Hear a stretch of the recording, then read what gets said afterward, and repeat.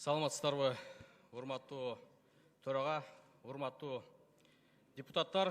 Бүгүн сөз алып чыгууга аргасыз болдум.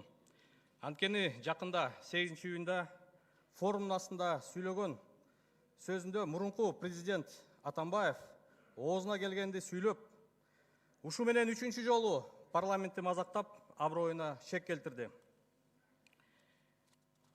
Жоопту берүүгө туура көрдүм. Сөздөрүндөгү калптарын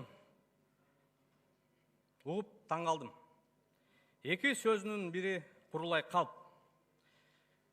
Мен дагы жөн гана сөз кылбай фактылар менен далилдеп кетсем, сөзүндө айтып жатат. Мен бийликке келгенде 2010 жылы мугалимдердин айлыгы, медиктердин айлыгы, милиция кызматкерлеринин айлыктары 2000 сомдон болчу дейт. Азыр милициянын айлыктары 15 000 сомго жетти дейт. Чек ара кызматкерлеринин айлыктары да 2000 сом болчу деп андан мурунку сөзүндө айтты эле. Атайлап мен билим берүү министрлигине, ички иштер министрлигине, чек ара кызматына запросторду бердим. 2010 жылы жана бүгүн айлыктары кандай экен деп. Мына чек ара кызматыныкы 2010 жылы офицерлер 12 700 сом алчы. Бүгүнкү күндө 18 000 сом алат. Демек өсүш бир 30% тегерегинде болгон. Билим берүү тармагында ооба аклат өскөнү менен категорияны, эмгек стажын алып койгондон кийин өсүш ашып кетсе, бир 20-25%га гана өстү. Бул мына милиция кызматкерлердин айлыктары дагы 15 000 сом, бул жогорку кызматтагылардыкы. Алгачы жаңы иштеп баштагандардыкы тилекке каршы андай эмес. Милиция кызматкерлери да 2010 жылы жок дегенде 4-4,5 000 сом алчы, бүгүнкү күндө бир 6-7 000 сом төмөнкү айлыктары. Демек, бул жалган маалымат.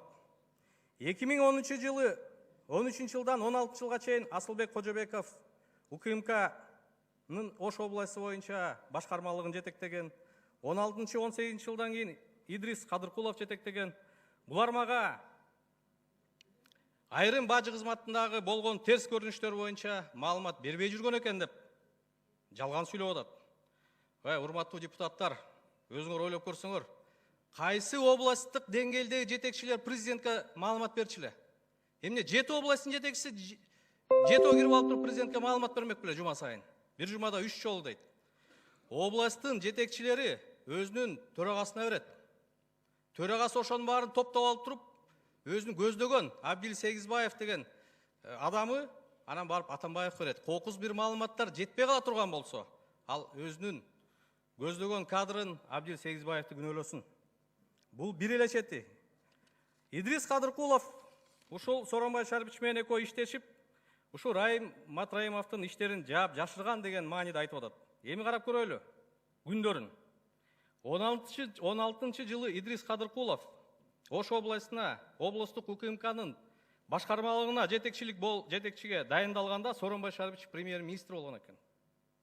Райым Матраимов республикалык бажы кызматына төраганын орун басары болуп дайындалган. Демек, бул жагы да жалган болуп чыгып атат.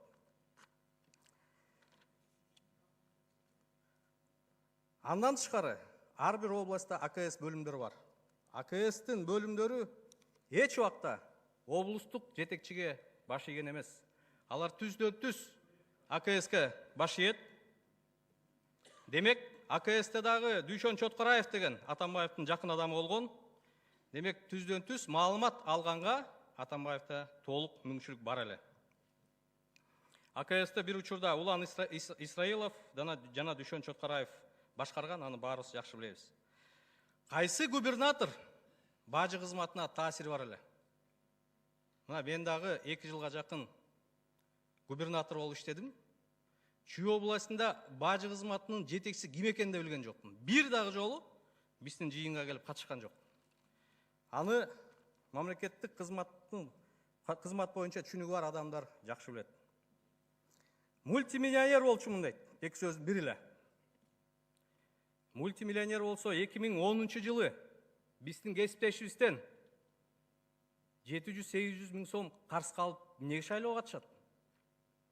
2011 жылы башка кесиптешибизден президенттик шайлоого 500 000 алды деп жалпы элибизге ал маалымат тарады. 500 000 сом, 500 000 доллар алгам, кайра анан кийин кайтып бердик деп. Өзү да айтып атат, ал кесиптешибиз да айтып жүрөт. Ал бардык элге маалымат ачык. Анан эгерде чын эле мультимиллионер болсо, башкалардан карыз калып не кажети бар? Бул эки мисалдан тышкары дагы 10 чакты ири кыргыздын ишкерлери бүгүнкү күндө биз дагы шайлоого айла жоктуктан, бизди мажбурлагандан биз акча каржылаганбыз деп маалымат бергенге даяр. Билебиз, алгачкы капиталды кантип кураган. Дайыма айтып жүрөт. Мен китеп басып, вагон-вагондоп Россияга китеп ташыгам. Мен Мерседес менен жүргөндө Кыргыз Республикасынын президенти Volvo тээп жүрчү дейт. Аны да иликтеп көрдүк. Чыңгыз Төрөкулович Айтматовдун арты менен ушу Литфондко жетекчи болгон экен. Бул жазуучулар кеңешинин астындагы ушул жазуучуларды колдой турган бир уюм. Ошого жетекчи болуп, башында китептерди ушу Атамбаев аяка барарга чейин эле Литфонд китептерди басып Россияга жөнөтүп турган экен. Кийин карасак, Литфонд-НПФ форум деп турат. Акырындык менен өзү рейдерсдик жол менен бул бизнеске кире баштаган да.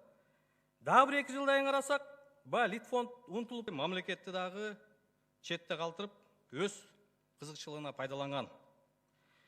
Бүгүнкү күнгө чейин ошол завод фабрикаларды сатып, жерин жердей, ишкана эмелерин, имараттарын бузуп пайдаланып келатат.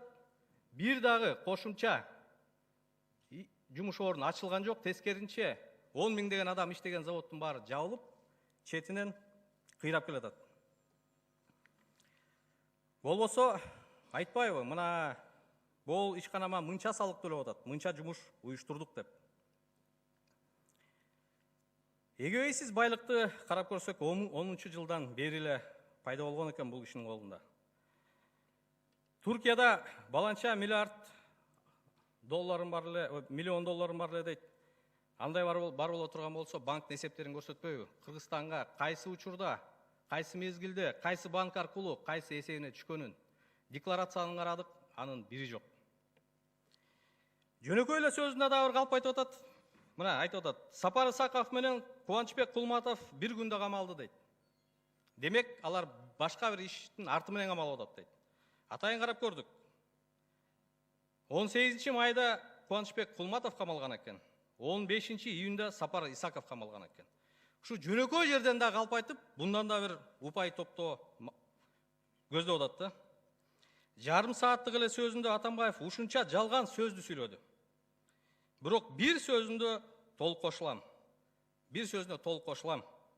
Кыргызстан колхоз эмес, кыргыз эли кой эмес. Атамбаевдин калп сүйлөй турганын баарына биз ишене бере тургандай.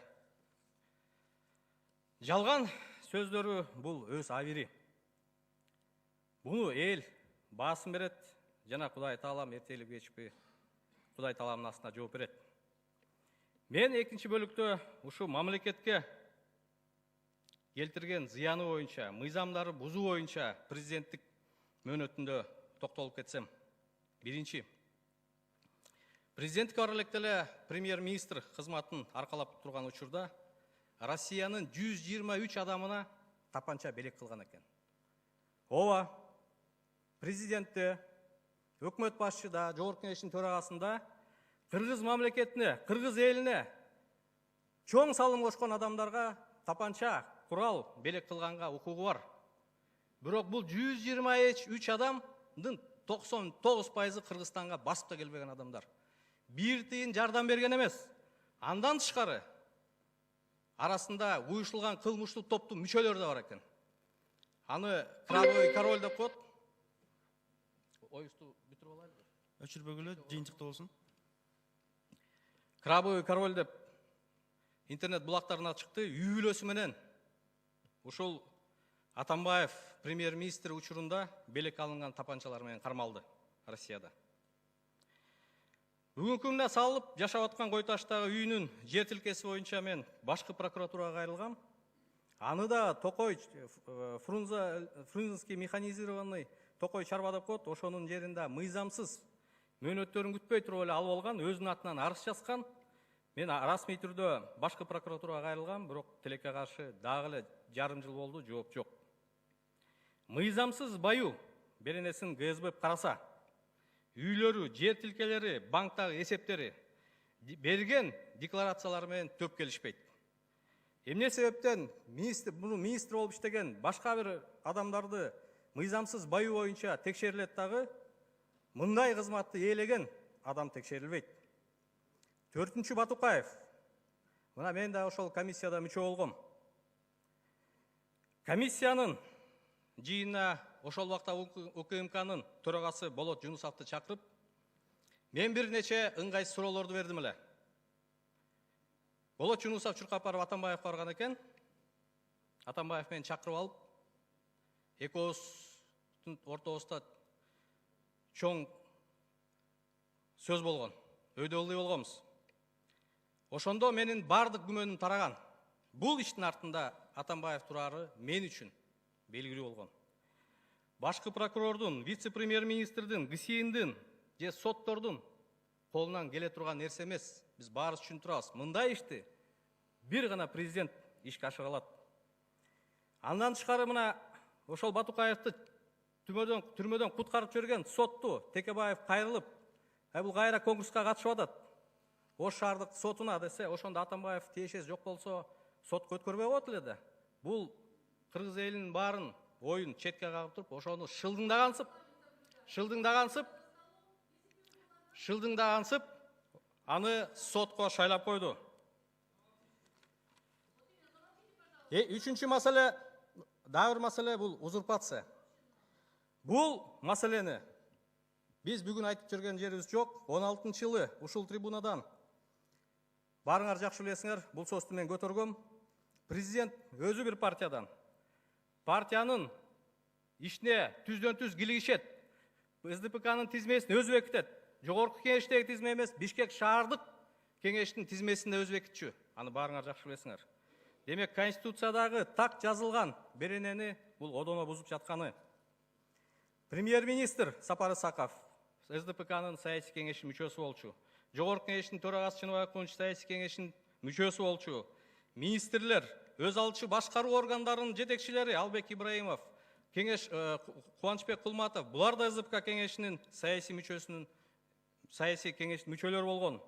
Президент аппарат жетекчиси Фарид Ниязов, анын орун басарлары Икрам Илмиянов, Дүйшөн Ирсалиев, Алы Карашев, Сапар Исаков ар кандай мезгилдерде баары СДПК партиясынын саясий кеңештин мүчөлөрү болгон.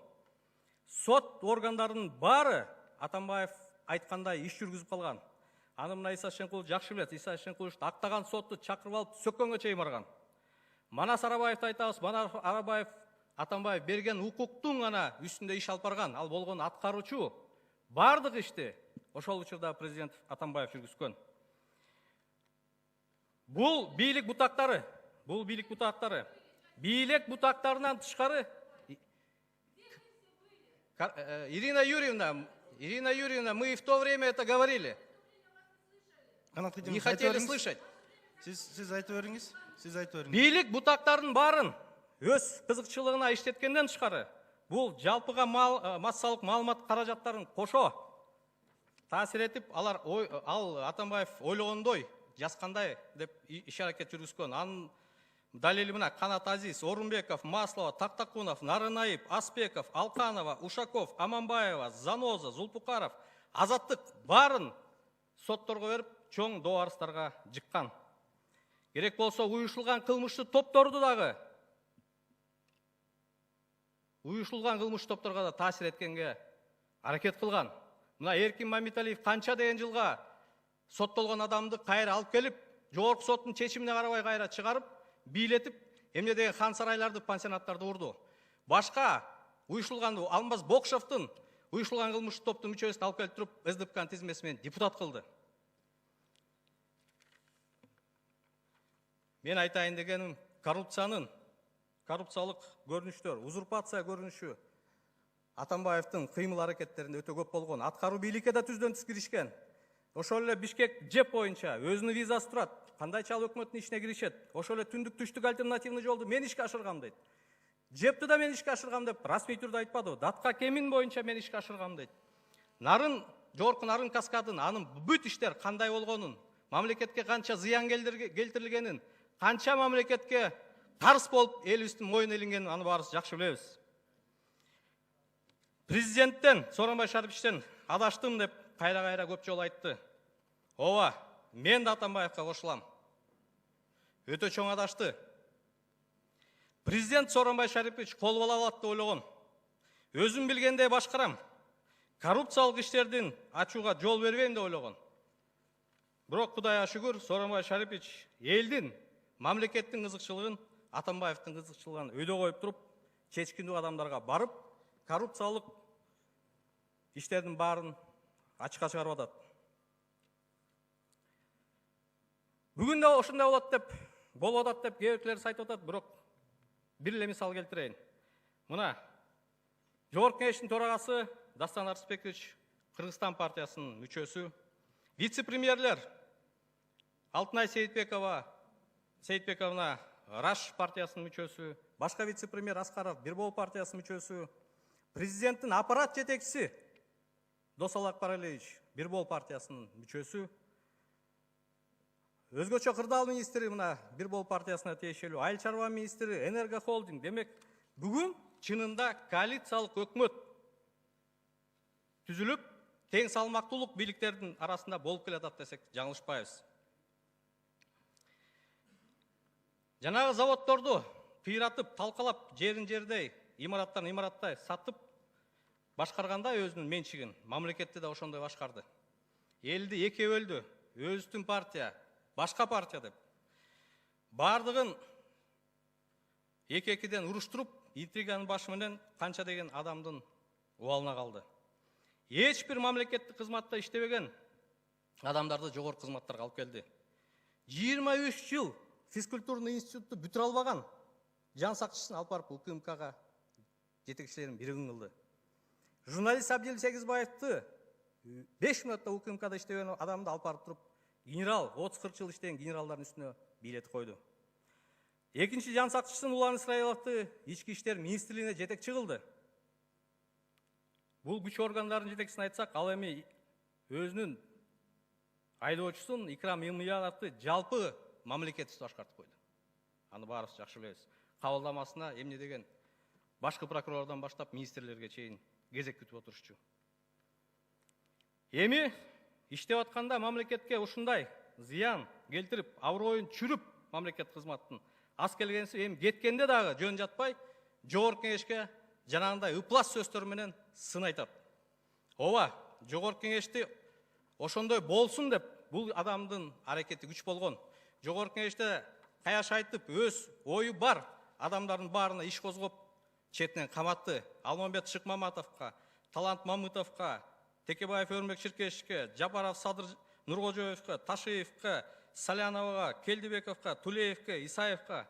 Демек, бул максаты ушу Жогорку Кеңеш дагы мен башкарсам жатып алып үйүмө, президент дагы кол ала болот, өкмөт дагы мен айткандай иш жүргүзөт деген. Кудайга шүгүр, андай болгон жок. Мен ойлойм, Жогорку Кеңеш өз баасын бунун кыймыл аракеттерине сөз түрдө бериш керек. Бул адам жөн гана мамлекеттик кызматтарга доо кетирбей, бул 7 апрелде каза болгон 90 баланын дагы убалына калган адам. Анткени ошондо Бакиев менен кызматташа коюп, премьер-министр болуп, Бакиевке каршы чыккан элдерди барып талкалап, боз уйларын сындырып, качан кыргыздын боз уйун түндүгүн сындырчу эле, бул кыргыздын белин сындырганга барабар. Ошонун арты менен кыргыз канча жыл баш көтөрө албай турду. Ошол убакта оппозицияны талкалабай турган болсо, балким Бакиев да монстр болмок эмес, ошол 90 бала да балким өлмөк эместир. Бакиевден орден алып, Бакиев жакшы адам экен, ал менен иштешсек болот экен деп жүрбөдү эле мезгилинде. Бүгүн эми болсо, бирден болсо эле бул Бакиевдин кишиси, бул Акаевдин кишиси дейт. Өз сөзүндө айтты, мен дагы буну өз гана сөзүн айтып атам.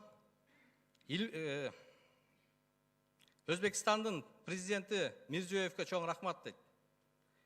Мен 20-30 жылдан бері таппай жүрген бір туғанымды таап берді дейді. Бұл қандай бір туған 20 жылдан бері қатышпаса. Атамбаевтан дагы эле көңүл калбай жүргөн адамдарга кайрылып кетет элем. Бул менин сөз эмес, бул хадистеги сөз. Бир туган менен кол түшкөн адамдан алыс бол деген. Бир туганына жакшылык кылбаган адам кыргыз элине жакшылык кылабы? Же башка адамга жакшылык кылабы? Ошол себептен башкы прокуратура, ГСБ, Ички иштер министрлиги тиешелүү ишти алып барбай жатса, жогорку кеңеш мен ойлойм демилген өз колуна алып, мурунку президент Атамбаевка тиешелүү баа бериш керек. Рахмат.